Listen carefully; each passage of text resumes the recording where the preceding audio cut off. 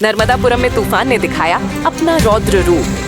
शहर में मची तबाही, 150 किलोमीटर प्रति घंटे की रफ्तार से चली आंधी, लगभग 2 घंटे दहशत का माहौल।